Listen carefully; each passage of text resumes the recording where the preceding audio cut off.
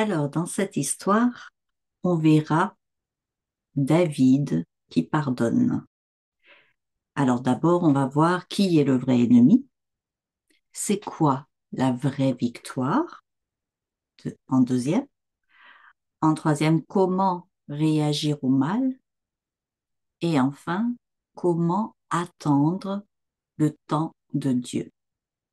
Bonjour, je suis Perline pour Trésor du ciel. Alors n'oublie pas, avant de commencer, que si tu veux recevoir une surprise chaque semaine par email, alors il faut t'abonner. Le lien est dans la description. La dernière fois qu'on a vu David, David fuyait le roi Saül. Donc, il a fui dans plusieurs endroits et finalement, il est allé dans un endroit qui s'appelle En-Gedi. Alors là, je te montre la carte d'Israël à cette époque et tu vas voir tous les endroits où David s'est enfui jusqu'à maintenant parce qu'il y aura d'autres histoires sur David et tous ses voyages. Donc, il est arrivé à un endroit qui s'appelait En-Gedi et là, le roi Saül, le roi d'Israël, le roi qui ne voulait pas obéir à Dieu, eh bien, il vient avec 3000 hommes. Alors, c'était pas juste 3000 hommes, c'est déjà beaucoup, mais c'était surtout des soldats qui savaient très bien se battre. Ça s'appelle l'élite. L'élite d'Israël, c'est les meilleurs des meilleurs. Et tu sais combien ils étaient avec David? Ils étaient 600 hommes. Donc, ça fait une grande différence. Et puis, ces 600 hommes, ce n'étaient pas des soldats, ce n'était pas leur métier. C'était en fait des gens qui n'étaient pas contents avec leur vie, avec le roi Saül, et qui avaient suivi David. Donc, c'est sûr que ils se sont battus plusieurs fois et ils ont appris bien sûr des techniques de soldats pour se battre, mais ce n'était pas comme l'élite d'Israël. Alors, c'est étonnant. Pourquoi Saül, le roi d'Israël, le général des armées d'Israël, il a choisi une si puissante armée pour attraper juste un homme et se battre contre 600 personnes, 600 hommes, parce qu'il avait peur. Parce qu'on a peur de celui qui se confie en Dieu. Et ce n'est pas lui qui avait peur, mais comme je t'ai déjà expliqué, ce sont les puissances des ténèbres dans les lieux célestes, donc invisibles, qui se battent. Et c'est le vrai ennemi, c'est Satan. C'est lui qui a peur de ceux qui se confient en Dieu, ceux qui font confiance en Dieu. Alors on va le voir dans cette histoire aujourd'hui. Voilà que Saül arrive avec son armée et puis il a besoin de s'isoler. On ne sait pas exactement pourquoi faire, mais il est rentré dans une caverne tout seul, tout seul. Et, eh ben, tu sais, dans cette caverne, bien caché au fond de la caverne, il y avait qui? Il y avait David et ses hommes. Ah là là, quelle belle occasion! Tout de suite, les hommes de David ont dit, voilà, c'est Dieu qui te donne ton ennemi. Vas-y, tue-le, fais. Vraiment, tu arrêtes toute cette fuite.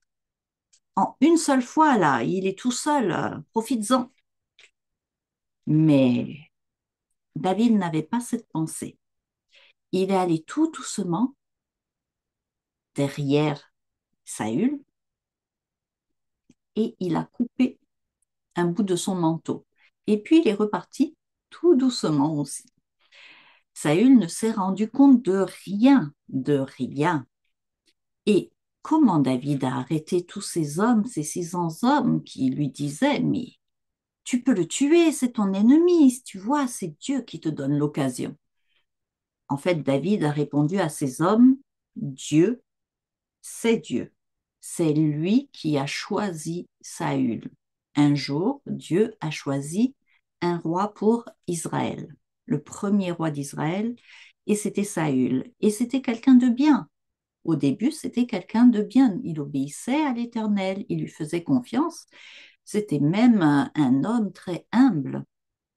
Mais voilà, l'orgueil est rentré, il a pensé qu'il était plus fort, plus important, il n'avait pas besoin de passer par Dieu, d'obéir à Dieu.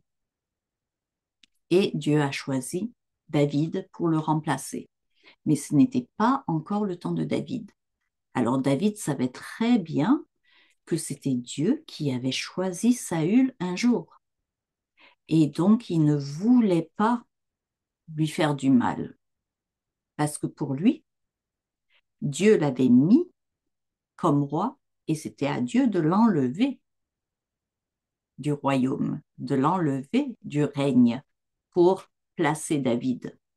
David avait la promesse de Dieu qu'il allait être le roi, mais il n'a pas fait une guerre pour tuer le roi qui existait déjà et pour devenir roi. Il a attendu le temps de Dieu. Mais les hommes qui étaient avec lui, ce n'étaient pas des hommes qui avaient la même foi que David, la même confiance en Dieu. Et c'était pas facile d'ailleurs de vivre avec eux. Alors, Saül sort de la caverne sans problème, lui, il s'est rendu compte de rien. Et quand il s'éloigne un petit peu, voilà que David se met à crier derrière lui, Saül, Saül! Et Saül a reconnu la voix de David. Il lui a dit, c'est toi David? Oui, c'est moi. Regarde, aujourd'hui, je pouvais te tuer. Regarde, j'ai le morceau de ton manteau. Je pouvais te tuer et on me disait de te tuer, mais je n'ai pas voulu le faire. Eh bien, David a dit une chose extraordinaire et je vais te le lire. Notre histoire est dans 1 Samuel au chapitre 24 et aujourd'hui, on va voir le chapitre 24 et le chapitre 26. Donc, ce sont des grands chapitres. On ne va pas tout lire, je vais te lire quelques versets. Au verset 10. Tu vois maintenant de tes propres yeux que l'Éternel t'avait livré aujourd'hui entre mes mains dans la caverne. On m'excitait à te tuer, mais je t'ai épargné et j'ai dit, je ne porterai pas la main sur mon Seigneur, car il est loin de l'Éternel. Loin, comme c'est écrit ici, ça veut dire l'élu, celui qui est choisi par Dieu. Et il y avait toute une cérémonie pour ça. Donc, Saül comprenait très bien ça. Alors, voilà que Saül lui dit, et il dit à David, tu es plus juste que moi, puisque, car tu m'as fait du bien et moi je t'ai fait du mal. Alors, c'est quoi la vraie victoire? Tu vois, c'est pas que David gagne sur cette armée de 3000 hommes. Le roi Saül lui-même a compris que David était plus juste que lui. Pourquoi? Parce qu'il avait rendu le bien quand lui, il lui faisait du mal. Et c'est ça notre victoire. Et c'est exactement ce que le Seigneur Jésus-Christ a fait. Son peuple n'a pas voulu de lui quand il est venu sur la terre. Il y a eu quelques disciples, quelques personnes qui ont cru en lui, mais elles n'étaient pas nombreuses, ces personnes. Et quand il est mort sur la croix, il a donné sa vie pour ses ennemis, ses amis bien sûr, mais aussi pour tous ceux qui étaient là et qui ne voulaient pas de lui et qui l'insultaient, qui crachaient sur lui, qui l'ont crucifié. Il est mort pour eux aussi. Et en fait, la Bible dit que avant de croire en Jésus, nous sommes les ennemis de Dieu parce qu'il y a le mal dans notre cœur. Et tu vas voir que c'est ce qui se passe pour Saül. Saül a reconnu cette fois-ci que David était plus juste Et puis, ils se sont séparés comme ça. Saül est reparti chez lui et David a continué dans les montagnes. David n'est pas revenu à Jérusalem, dans la grande ville, et ça y est, on est des amis, Saül et moi, ça y est, on est réconciliés. Non, non. Mais David avait la victoire et David avait une grande victoire. Tu sais ce que c'est? Eh bien, dans son cœur, il avait pardonné à Saül. Il attendait le temps de Dieu pour avoir la justice. Il attendait le temps de Dieu aussi pour devenir le roi. Et ça, ce n'est pas facile. Alors, plus tard, eh bien, il y a des traîtres. Des traîtres qui vont rapporter à Saül, ah, tu sais, on a vu David. Il est là-bas, dans la montagne. Tu peux aller l'attraper. Et Saül, qui avait dit que David était plus juste, eh bien, encore une fois, tout ce mal en lui, toute cette jalousie est revenu. Et c'est ça le mal dans le cœur de l'homme, même quand on sait ce qui est bien, eh bien, si on écoute le mal dans notre cœur, le péché, eh bien, on fait le mal. C'est comme ça. Et si on ne fait pas confiance à Dieu, on ne peut pas résister à ce mal. On peut un petit peu, mais ça revient. Et c'est ce qui s'est passé. Saül, de nouveau, qu'est-ce qu'il fait? Eh bien, son armée de 3000 hommes d'élite, sa super armée de 3000 hommes, alors qu'il sait très bien que David a très peu d'hommes. Pourquoi? Pourquoi il a tellement peur? C'est comme si David et ses 600 hommes étaient des super-héros qui pouvaient les, les tuer à eux qui étaient si nombreux et si bien entraînés. Comme je te dis, c'est parce que derrière Saül, c'était le diable qui a toujours peur de ceux qui font confiance à Dieu. Tu sais, David a écrit plusieurs chansons qui sont en plein milieu de la Bible quand tu ouvres comme ça, qui s'appellent des psaumes. Et dans ces psaumes, il raconte son cœur.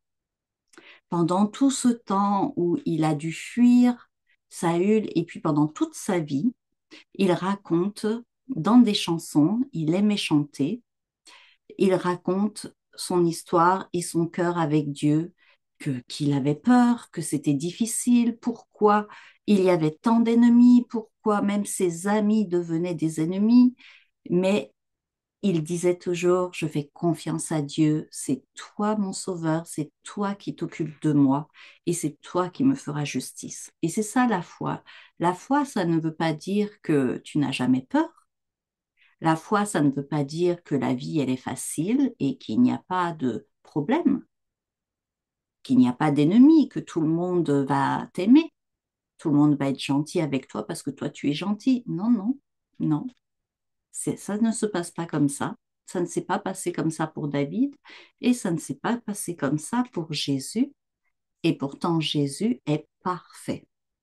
Il est parfait. Aucun défaut, aucun péché, rien, aucun mal dans son cœur. Tu verras par la suite dans l'histoire de David que lui aussi avait du péché. Et tu verras comment il va vivre ça par rapport à Dieu.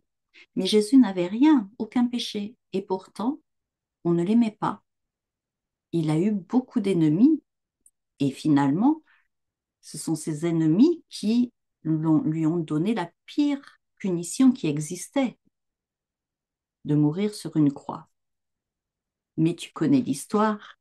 Derrière ça, c'était Jésus qui donnait sa vie lui-même pour nous. Et 3 jours après, il est ressuscité. Il n'est pas resté mort. Mais je veux te dire qu'il ne faut pas croire que on n'aura aucun problème parce qu'on croit en Dieu et qu'il va nous enlever tous les problèmes. Tu vois comme il a protégé David dans cette caverne. Et il l'a protégé d'autre chose, il l'a protégé de faire du mal. Il l'a poussé dans son cœur, il l'a poussé à rendre le bien et à le dire. Eh bien, quand il y a eu ces traîtres qui sont encore allés parler à Saül, Ils sont allés directement vers où étaient cachés David et ses hommes. Et ils ont fait un grand camp. Ils ont campé, évidemment, il n'y a pas de maison, c'était dans la montagne, dans un désert. Et cette fois-ci, ben, Saül, il a été plus prudent. Tu sais ce qu'il a fait? Eh bien, tous les hommes, tous les soldats ont dormi comme ça, tout autour, et lui, il s'est mis au milieu pour dormir, vraiment au centre. À côté de lui, il y avait son chef d'armée qui dirigeait tous les hommes. Et puis, en plus de ça, il a dormi avec sa lance, bien plantée dans le sol, comme ça, s'il y a un problème, il se réveille, hop, il est prêt à se défendre. Vraiment, pas de problème, il pouvait dormir tranquille. Là. Personne ne pourrait l'attaquer. C'est ce qu'il pensait. Mais tu sais, quand on fait confiance à Dieu, c'est Dieu qui se bat pour nous. Et c'est ce qui s'est passé. Alors, faut pas oublier, hein, faut pas oublier quand il y a des épreuves, c'est spirituel dans l'invisible. Il y a le diable et il y a Dieu. Et quand on croit en Jésus, on fait partie du royaume de Dieu. Et la Bible dit que nous sommes des soldats de Dieu. Il ne faut pas avoir peur, même si la peur est normale, mais il faut garder dans ton esprit que Dieu combat pour nous. Alors, ce qu'il a fait, quelque chose d'incroyable. David, cette fois-ci, au lieu de fuir, eh bien, il est allé voir le camp de Saül en secret. Et il est parti avec un de ses hommes, en fait, c'était son cousin. Il avait trois cousins qui étaient avec lui, des vrais soldats. Et un de ses cousins l'a accompagné. Ils sont allés tout doucement dans le camp.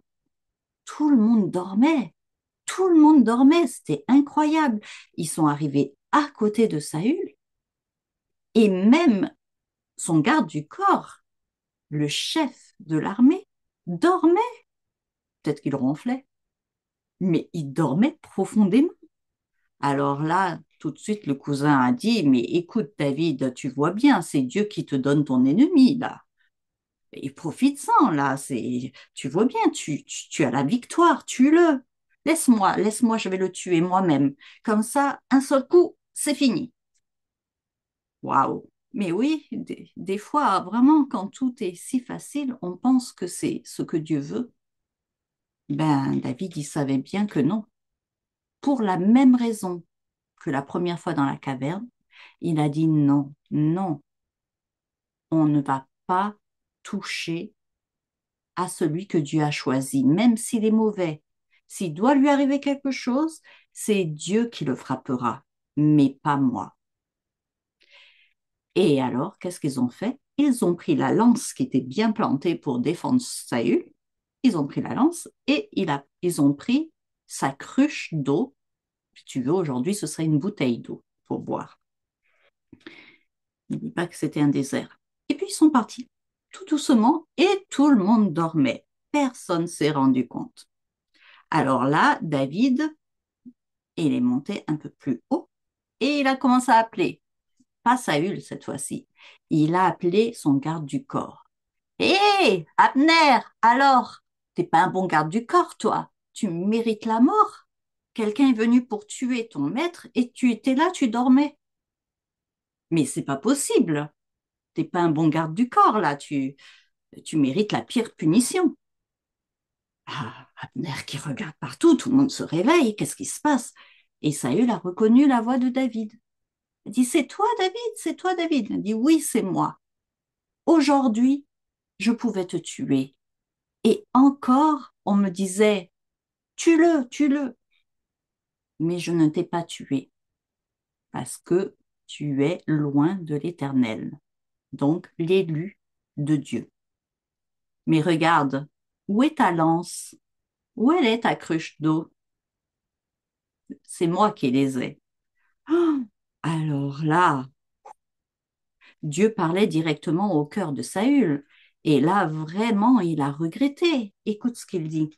Saül dit, j'ai péché. Reviens, mon fils David, car je ne te ferai plus de mal, puisqu'en ce jour ma vie a été précieuse à tes yeux. J'ai agi comme un insensé et j'ai fait une grande faute. David a dit, OK, dis à quelqu'un de venir chercher ta lance. Et c'est ce qui s'est passé. David avait vraiment pardonné à Saül. Pourquoi? Pas parce que Saül était bon. Et David savait très bien que Saül risquait de recommencer comme il l'avait déjà fait. Donc, il ne lui faisait pas confiance. C'est pas pour ça qu'il lui a pardonné, mais parce qu'il faisait confiance à Dieu. Il savait que Dieu, c'est lui qui allait punir Saül. C'est lui qui allait faire justice. Et c'est lui, Dieu, qui allait mettre David sur le trône d'Israël, faire de lui le roi quand ce serait le bon moment. C'est un peu bizarre.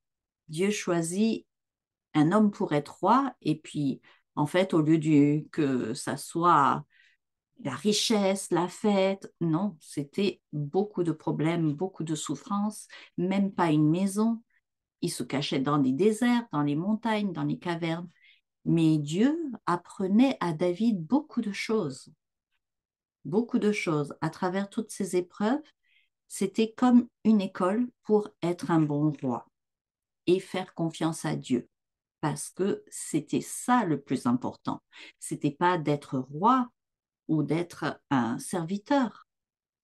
C'était de faire confiance à Dieu pour que Dieu se batte pour toi, te donne la victoire. Pour nous, c'est la même chose. C'est pour ça que je dis toi. Parce que même si toi ou moi, nous ne sommes pas des rois ou des reines sur cette terre, mais nous avons la même victoire de faire confiance à Dieu dans notre vie. Et toutes les choses difficiles par où on passe, c'est comme une école. C'est comme une école pour connaître Dieu, pour l'aimer et pour voir comment il s'occupe de nous, parce qu'il s'occupe très bien de nous. Alors, cette histoire se termine avec ce verset où David dit, et comme aujourd'hui ta vie a été d'un grand prix à mes yeux, ainsi ma vie sera d'un grand prix aux yeux de l'Éternel, et il me délivrera de toute angoisse. Une angoisse, c'est une peur euh, et une souffrance très très forte. Quand les difficultés de la vie sont tellement grandes et qu'on ne comprend pas, c'est très dur quand il nous arrive quelque chose et on ne comprend pas pourquoi. Ça donne ce sentiment de l'angoisse. Et, tu vois, tu es découragé, perdu. Et David, il avait compris ça. C'était Dieu, l'Éternel, qui allait le délivrer de toute angoisse. C'était pas qu'elle allait le délivrer des épreuves et des difficultés. Il savait que c'était l'école de Dieu. Il faisait confiance à Dieu. Mais il savait que Dieu allait le délivrer de l'angoisse, du découragement. Quand tu lis ces chants, ces psaumes, parfois tu lis qu'il est bien découragé, David. Il pleure, il est triste, il se lamente, mais toujours il se confie en Dieu qui lui donne la force, qui lui donne le courage. C'était, même si là il n'était pas le roi, il était quand même le chef de ces 600 hommes qui avaient des familles avec eux, il n'était pas seul, il y avait des femmes et des enfants qui se cachaient comme ça dans les cavernes, dans les grottes, dans les déserts, dans les montagnes, ils n'avaient pas de maison, c'était très dur. Et il devait être mécontent bien souvent et dire oh, pourquoi, et se décourager eux-mêmes. Et David, c'était leur chef. Il devait toujours les encourager et les aider à regarder à Dieu. Tu vois, là, ces hommes lui disaient, vas-y, tue-le. Ben, enfin, on sera débarrassé, enfin, on pourra vivre normalement. Tu deviendras le roi. ces hommes étaient fatigués aussi de fuir tout le temps avec leur famille. Et ils voulaient protéger leurs enfants, leurs femmes, c'était normal. Mais David devait toujours leur apprendre à regarder à Dieu, à faire confiance à Dieu que son temps arrivera. Alors, tu vois, Saül a dit à David, reviens avec moi, ça y est, je te ferai plus de mal. Bien sûr, c'était un mensonge. Il le voulait, Saül le voulait, je pense qu'il était sincère, mais le péché en lui, ce mauvais esprit qui le poussait à faire le mal, était toujours là. Et David le savait. Alors il s'est dit, non, on ne peut pas continuer à fuir comme ça. Il faut trouver une solution. Alors tu sais quelle était sa solution? Eh bien, il est parti chez les ennemis d'Israël. C'est très bizarre. Est-ce que tu te souviens que Saül a connu David à une grande guerre, quand David a tué le géant Goliath?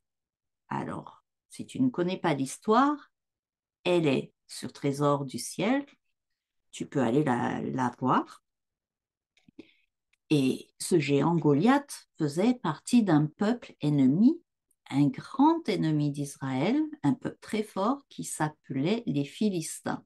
Les Philistins existent toujours aujourd'hui. Les Philistins, c'est Philistines, ça veut dire les Palestiniens. Donc, autrefois, c'était vraiment des très, très, très grands ennemis. Et David, il s'est dit, ben, je vais aller là-bas.